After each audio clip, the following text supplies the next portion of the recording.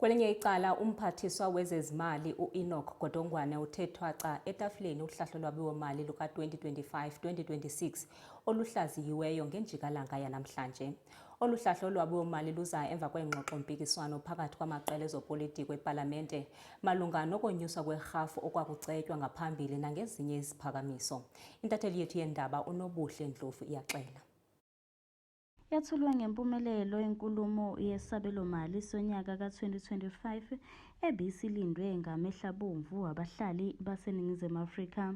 Ungqongqoshe wezezimali uEnoch Godongwana wethula isabelomali osukwini lanamhlanje okwesithathu okuyingqophamlando onyakeni wekhalenda. Ngemuva kokuhoxisa isinqumo sokwenyusa izinga lentela yezinsiza okuyi-value added tax ngamafuphi, uMnyango Wezezimali Kazwelonke wenze esinye isiphakamiso sentela kulokhu sihoxiswe ukunwetshwa kokudla. The revised information on the 2025 estimate of national expenditure. The 2025 budget review published on the 12th of March and re-tabled here as a key policy reference. Update Annexure A of the March 2025 budget review. Update statistical annexure to the March 2025 budget review.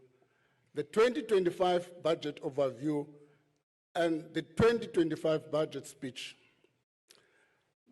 The documents tabled here today are additional to the bills previously tabled, namely the 2025 ESCOM Debt Relief Amendment Bill, the 2025 Public Sector Pension and Related Payments Bill, the 2025 Revenue Laws Amendment Bill, the 2025 Rates and Monetary Amounts and Amendment Revenue Laws Bill.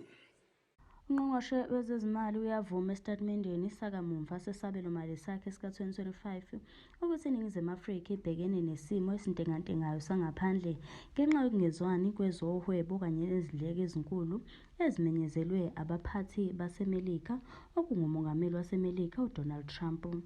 Ezindabeni zeSoweto TV, nginguNobuhle wakwaNdlovu.